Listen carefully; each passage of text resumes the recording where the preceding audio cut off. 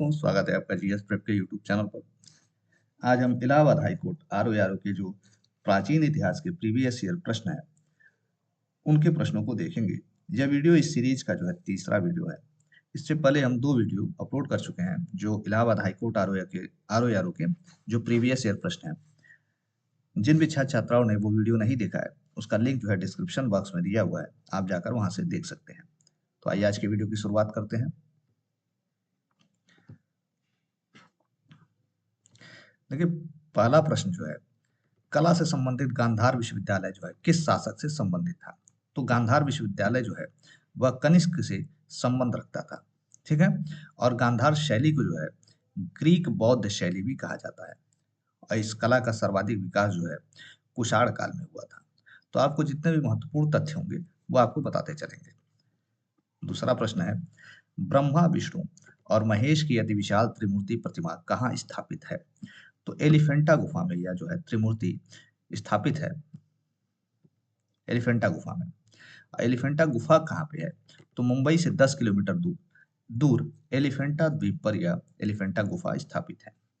तीसरा प्रश्न है, सांख्य दर्शन को प्रतिपादित किसने किया था? तो कपिल मुनि द्वारा सांख्य दर्शन का प्रतिपादन किया गया था। चौथा प्रश्न है, योग दर्शन के संस्थापक कौन थे? तो योग दर्शन के संस्थापक जो थे महर्षि पतंजलि थे। कुछ प्रमुख दर्शन है उनको भी देख लिया जाए। तो न्याय दर्शन के जो संस्थापक थे वह गौतम थे। वैशेषिक के संस्थापक महर्षि कणाद थे। उत्तर मीमांसा के बादरायण थे। और मीमांसा दर्शन के संस्थापक जैमिनी थे। देखिए, प्रश्न भी आ गया। मीमांसा दर्शन के संस्थापक जो थे वह कौन थे?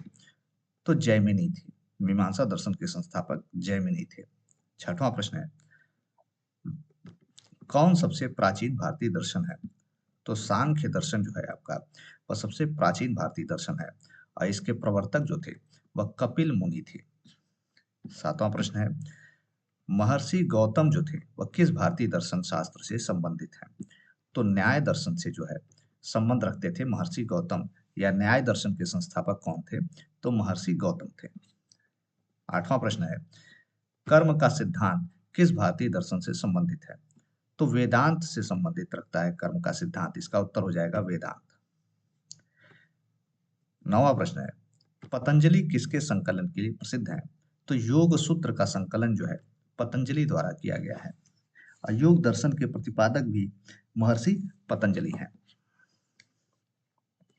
10वां प्रश्न है,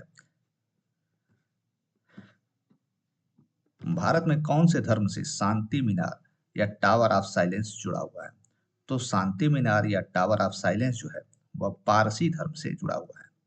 पारसी धर्म को जो है जोरास्ट्रियंस धर्म भी कहा जाता है। यह जो शांति मीनार या टावर ऑफ साइलेंस है यह पारसियों की जो है अंत्येष्टि स्थल थी। ठीक है। इसमें जो है इस टावर ऑफ साइलेंस को जो है दखमा भी कहा जाता है। अगर आपसे दखमा पूछ ले तो ये इसी का दूसरा नाम है दखमा। इसमें क्या होता है कि जो पारसी मर जाते हैं तो उनके मृत व्यक्ति जो होते हैं उनके शव को खुले आसमान के नीचे रख दिया जाता है। और जिसके बाद जो है गिद्ध, चील, कौवे उस शव को खा जाते हैं। 11वां प्रश्न है, भारतीय पुरातत्व शास्त्र के पिता कौन थे या किसे कहा जाता है? तो अलेक्जेंडर कनिंघम को जो भारतीय पुरातत्व शास्त्र के पिता के नाम से जाना जाता है। किस भारतीय गणितज्ञ ने बीज गणित के क्षेत्र में महत्वपूर्ण योगदान दिया था? तो ब्रह्मगुप्त द्वारा भारतीय गणितज्ञ ये थे और इन्होंने बीज गणित के क्षेत्र में महत्वपूर्ण योगदान दिया था। 13वां प्रश्न है, हर्षवर्धन के प्रशासन एवं कन्नौज के दरबारी जीवन के बारे में किस कवि ने लिखा है? तो हेनसांग एक चीनी यात्री था और यह कवि भी था। इसी ने हर्षवर्धन के प्रशासन एवं कन्नौज के दरबारी जीवन के बारे में लिखा है। हेनसांग कहाँ का यात्री था? तो चीनी यात्री था और यह 7वीं सदी में भारत आया था। ठीक है। और हेनसांग जो था 629 ईस्वी में चीन से भारत के लिए प्रस्थान किया और सर्वप्रथम यह भारतीय राज्य कपिशा पहुंचा था। कहाँ पहुंचा? सबसे पहले कपिशा। और इसका एक भ्रमण वृत्तांत है जिसको सी यू की के नाम से जाना जाता है। 14वां प्रश्न है, एहोल अभिलेख के रचनाकार कौन थे, या एहोल अभिलेख के रचयिता कौन थे? तो एहोल अभिलेख के रचयिता जो है राजा रविकीर्ति वर्मा थे। और यह जो है राजा पुलकेशिन द्वितीय के दरबारी कवि थे। और एहोल अभिलेख जो है वह भारत के कर्नाटक राज्य के एहोल में पाया गया था। कहाँ पाया गया है? कर्नाटक राज्य के एहोल में। कुलहस 15वां प्रश्न है, कुलहस पौराणिक जल संरचना कहाँ बनाए गए थे? तो कुलहस जो है जल संरचना थी, एक जल संचयन संरचना थी जिसमें जल का संचयन किया जाता था, वह हिमाचल प्रदेश में बनाई गई थी। ठीक है। लगभग 400 वर्ष पहले हिमाचल प्रदेश के कुछ क्षेत्रों में नहर सिंचाई की स्थानीय प्रणाली का विकास हुआ, जिसे कुल्ल या कुलहस कहा जाता है। ठीक है। तो ये हिमाचल प्रदेश में था और 400 वर्ष पहले इसका विकास हुआ था, जिसे कुलहस को कुल्ल भी कहा जाता है। 16वां प्रश्न है, भारत की प्लास्टिक सर्जरी का जनक किसे माना जाता है? तो प्लास्टिक सर्जरी के जनक थे सुश्रुत। सुश्रुत। 17वां प्रश्न है, सिक्का मुद्रा के रूप में कब प्रचलन में आया? तो 600 ईसा पूर्व में जो है सिक्का का प्रचलन मुद्रा के रूप में किया जाने लगा।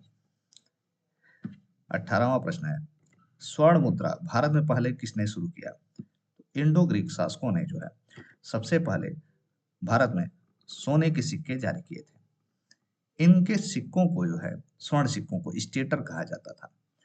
और कुषाणों ने सर्वप्रथम शुद्ध सोने के सिक्के जारी किए थे। ठीक है। अगर शुद्ध स्वर्ण सिक्के के बारे में पूछेगा, कुषाण शासकों सर्वप्रथम सोने के सिक्के किसने जारी किए? तो इंडो ग्रीक शासकों ने। और इंडो ग्रीक शासकों के जो स्वर्ण सिक्के थे उनको स्टेटर कहा जाता था। 19वां प्रश्न है, प्राचीन भारत के लोग बर्मा को किस नाम से जानते थे? तो सुवर्ण भूमि के नाम से जानते थे, सुवर्ण भूमि। अगला प्रश्न है 20वां, भारत की वह प्राचीन लिपि कौन सी है जो कि दाएं से बाईं ओर लिखी गई है? तो खरोष्ठी लिपि जो थी वह दाएं से बाईं ओर लिखी जाती थी। और इसे जो है इंडो बैक्ट्रियन लिपि के रूप में भी जाना जाता है। 21वां प्रश्न है, शक संवत जो है किस राजा के अभिज्ञान से प्रारंभ हुआ था? तो शक संवत जो था वह कुषाण वंश के शासक थे कनिष्क, इन्हीं के द्वारा प्रारंभ किया गया था। और यह 78 ईस्वी में जो है शक संवत प्रारंभ किया गया था। 22वां प्रश्न है, चरक किस शासक का प्रसिद्ध दरबारी शल्य चिकित्सक थे? तो कनिष्क के जो है दरबारी शल्य चिकित्सक थे चरक। 23वां प्रश्न है, भारत का राष्ट्रीय पंचांग किस संवत पर आधारित है? तो शक संवत पर जो है भारत का राष्ट्रीय पंचांग आधारित है। 24वां प्रश्न है, किस राजवंश ने वैशाली जो कि विश्व का पहला गणतंत्र था उसकी स्थापना की थी? तो लिच्छवी वंश के शासकों ने जो है वैशाली की स्थापना की थी। और वैशाली जो था विश्व का पहला गणतंत्र था। 25वां प्रश्न है, नालंदा विश्वविद्यालय के आयुर्वेद विभाग के प्रमुख कौन थे जिन्होंने बख्तियार खिलजी की लंबी बीमारी को ठीक किया था? तो आचार्य राहुल श्रीभद्र जो थे उन्होंने बख्तियार खिलजी की लंबी बीमारी को ठीक किया था। 26वां प्रश्न है, रबातक अभिलेख भारत के किस शासक से जुड़ा है? तो रबातक अभिलेख जो है वह कुषाण वंश के शासक कनिष्क से संबंधित है। और रबातक अभिलेख आपका अफगानिस्तान के बगलान प्रांत से प्राप्त हुआ है। कहाँ से प्राप्त हुआ है? तो अफगानिस्तान के बगलान प्रांत से। और यह कनिष्क जो है उनसे संबंधित अभिलेख है, रबातक अभिलेख। 27वां प्रश्न है, पारसियों के धर्म को क्या कहा जाता है या क्या कहते हैं? जो जरथुस्त्र इस पारसियों के धर्म को कहा जाता है। और इसका एक और नाम है जोरोएस्ट्रिनिज्म। ठीक है, जोरोएस्ट्रिनिज्म। और इस धर्म की स्थापना जो थे वह संत जरथुस्त्र ने की थी। 28वां प्रश्न है, ईस्ट इंडिया कंपनी के किस अधिकारी ने ब्राह्मी और खरोष्ठी लिपियों का अध्ययन किया और मौर्य राजनीति इतिहास को नई दिशा दी थी? तो जेम्स प्रिंसप जो थे वह ईस्ट इंडिया कंपनी के एक अधिकारी थे। इन्होंने ही ब्राह्मी और खरोष्ठी लिपियों का को पढ़ने में सफलता प्राप्त की थी। और ये जो है 1837 ईस्वी में यह सफलता प्राप्त की थी जेम्स प्रिंसप ने। इस लिपि को पढ़ने के बाद जो है मौर्यकालीन अभिलेखों, सिक्कों और उनके राजनीतिक इतिहास का पता चला था। 29वां प्रश्न है, पारसी समुदाय की प्रमुख पुस्तक का क्या नाम है? तो जैन दवेस्ता जो है वह पारसी समुदाय की प्रमुख पुस्तक का नाम है। 30वां प्रश्न है, उस आक्रमणकारी का नाम बताइए जिसने 1025 ईस्वी में सोमनाथ मंदिर पर आक्रमण किया और छापा मारा था। तो महमूद गजनवी जो था वह 1025 ईस्वी में गुजरात के सोमनाथ मंदिर पर आक्रमण किया था और इसने ही 17 बार आक्रमण किया था सोमनाथ मंदिर पर। और जो महमूद गजनवी था वह सुबुक्तगीन का पुत्र था। ठीक है। और सुबुक्तगीन जो था वह गजनी के पहले स्वतंत्र शासक के रूप में प्रसिद्ध हुआ था। तो गजनी के पहले प्रसिद्ध जो है स्वतंत्र शासक के जो थे सुबुक्तगीन उनका पुत्र था और इसने ही 1025 ईस्वी में गुजरात के सोमनाथ मंदिर पर आक्रमण किया था। 31वां प्रश्न है, महमूद गजनवी ने भारत अभियान के दौरान उसके साथ कौन सा मुस्लिम विद्वान आया था? तो अलबरूनी आया था। अलबरूनी की एक प्रसिद्ध रचना है, उसका नाम है किताब उल हिंद या तहकीक ए हिंद। इसे भी आप याद कर लीजिए। 32वां प्रश्न है, कुतुब मीनार का निर्माण किसने प्रारंभ करवाया था? तो कुतुब मीनार का निर्माण जो है 1193 ईस्वी में कुतुबुद्दीन ऐबक ने शुरू करवाया था। और इसको समाप्त किसने करवाया था? तो इल्तुतमिश ने इसकी मीनार की 3 और मंजिलें बनवाई। ठीक है। इल्तुतमिश को समाप्त कराने का श्रेय दिया जाता है मतलब। और फिरोज शाह तुगलक, तुगलक वंश का एक शासक था, इसने मीनार में 5वीं मंजिल का निर्माण करवाया था। ठीक है।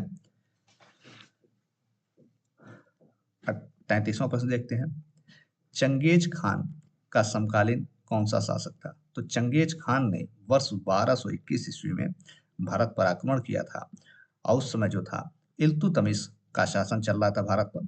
तो समकालीन शासक हो जाएगा इल्तुतमिश।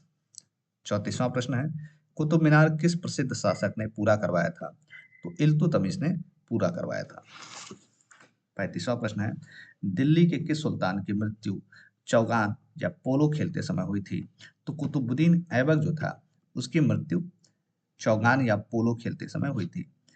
36वां प्रश्न है, दिल्ली के किस सुल्तान को लाख बख्श या लाखों देने वाला के नाम से जाना जाता है? तो कुतुबुद्दीन ऐबक को जो है लाख बख्श के नाम से जाना जाता है। 37वां प्रश्न है, गुलाम वंश का संस्थापक कौन था? तो कुतुबुद्दीन ऐबक था। 38वां प्रश्न है, दिल्ली के कौन से शासक ने रक्त और लौह की नीति अपनाई थी? तो बलबन ने जो है रक्त और लौह की नीति का अनुसरण किया था। 39वां प्रश्न है, दास वंश के किस सम्राट ने जिल्ले इलाही की उपाधि धारण या प्राप्त की थी? तो गयासुद्दीन बलबन जो था वह जिल्ले इलाही की उपाधि प्राप्त किया था। 40वां प्रश्न है, दिल्ली सल्तनत के वंशों की 1206 से 1526 ईस्वी तक का क्रम बताइए। ठीक है। तो आइए हम क्रम देख लेते हैं। सबसे पहले मामलुक वंश, जिसे दास वंश भी कहा गया है, इसकी स्थापना होती है और इसका संस्थापक कुतुबुद्दीन ऐबक था और इसका शासनकाल जो था वह 1206 से 1290 ईस्वी के मध्य था। दूसरा जो महत्वपूर्ण शासक था, महत्वपूर्ण वंश था, खिलजी वंश था। इसका शासक या इसका संस्थापक जलालुद्दीन खिलजी था। इसका जो समय काल था वह 1290 ईस्वी से 1320 ईस्वी तक था। अगला जो महत्वपूर्ण वंश था वह था तुगलक वंश। इसका जो संस्थापक था वह गयासुद्दीन तुगलक था और 1320 ईस्वी से 1414 ईस्वी तक इसने शासन किया था। उसके बाद आता है सैयद वंश और इसके संस्थापक थे खिज्र खान और इसका जो शासनकाल था वह 1414 से 1451 तक था। और अंतिम वंश जो था वह था लोदी वंश और इसका संस्थापक था बहलोल लोदी और इसका जो शासनकाल था 1451 से 1526 ईस्वी में। और 1526 ईस्वी में बाबर आता है, उसके बाद मुगल काल चालू होता है। तो यह जो था दिल्ली सल्तनत के प्रमुख जो वंश थे उनका क्रम था। तो आप याद कर सकते हैं। अमीर खुसरो के किस शासक के सुविख्यात दरबारी कवि थे? तो अलाउद्दीन खिलजी के जो है यह दरबारी कवि थे अमीर खुसरो। 42वां प्रश्न है, कुतुब मीनार का प्रवेश द्वार अलाई दरवाजा किसके कार्यकाल में निर्मित किया गया था? तो अलाउद्दीन खिलजी के कार्यकाल में यह निर्मित किया गया था 1311 ईस्वी में। 43वां प्रश्न है, कौन दिल्ली सल्तनत का मुखिया बनने वाला एकमात्र परिवर्तित भारतीय मुसलमान था? तो नसीरुद्दीन खुसरो खान था। वह दिल्ली सल्तनत का मुखिया बनने वाला एकमात्र परिवर्तित भारतीय मुसलमान था। 44वां प्रश्न है, किस सुल्तान ने षड्यंत्रों के होने से पहले ही उनकी रोकथाम करने के लिए दावतों और सभाओं को प्रतिबंधित कर दिया था और पूरे देश में अपने गुप्तचरों का जाल फैला दिया था? तो वह था अलाउद्दीन खिलजी। 45वां प्रश्न है, मोरक्को का प्रसिद्ध यात्री इब्न बतूता किसके शासनकाल में भारत आया था? तो मोहम्मद बिन तुगलक के शासनकाल में जो है इब्न बतूता भारत आता है और इसकी प्रमुख पुस्तक है रेहला। इब्न बतूता की जो प्रमुख पुस्तक है वह है रेहला। जौनपुर शहर किसकी याद में स्थापित किया गया था? तो जौनपुर शहर जो था वह मोहम्मद बिन तुगलक की याद में स्थापित किया गया था और मोहम्मद बिन तुगलक का एक और नाम था जौना खान। जौनपुर शहर की स्थापना किसने की थी? तो फिरोज शाह तुगलक द्वारा किया गया था और फिरोज शाह तुगलक द्वारा 1359 ईस्वी में अपने चचेरे भाई मोहम्मद बिन तुगलक, जिसे जौना खान भी कहा जाता है, उन्हीं की याद में जौनपुर शहर की स्थापना किया था। 47वां प्रश्न है, स्वर्ग द्वारी शिविर जिसमें मोहम्मद बिन तुगलक ने अकाल के समय 2.5 वर्ष बिताए थे, वह किस नदी के किनारे स्थित है? तो गंगा नदी के किनारे स्थित है। 48वां प्रश्न है, किस सुल्तान ने अपने महल के खूबसूरत भित्ति चित्रों को मिटाने का आदेश दिया था? तो फिरोज शाह तुगलक जो था वो अपने महल के खूबसूरत भित्ति चित्रों को मिटाने का आदेश दिया था। 49वां प्रश्न है, दिल्ली सल्तनत के संदर्भ में सैयद राजवंश का संस्थापक कौन था? तो सैयद वंश का संस्थापक जो था वह खिज्र खान था और खिज्र खान ने जो है रैयते आला की उपाधि धारण किया था। 50वां प्रश्न है, आगरा शहर को किस शासक ने बसाया था? तो 1504 ईस्वी में सिकंदर लोदी ने आगरा शहर की स्थापना किया था। तो आज की वीडियो को हम यही समाप्त करेंगे। यह 50 प्रश्नों की सीरीज आपका इलाहाबाद हाईकोर्ट का जब पेपर होगा उसके लगभग 15 दिन पहले तक आपके सारे प्रीवियस ईयर प्रश्नों को हम समाप्त कर चुके रहेंगे। तो आप इसी तरह से रिवाइज करते रहिए 15-15 मिनट का। अगर आप रोज देखेंगे तो आपका पूरा जो है जितने भी प्रश्न इलाहाबाद हाईकोर्ट से संबंधित एग्जाम है उनको आप रिवाइज कर लेंगे। तो अगर आपको ये वीडियो अच्छी लगी हो तो इसे लाइक कीजिए, शेयर कीजिए और सब्सक्राइब करना ना भूलिए। धन्यवाद। जय हिंद।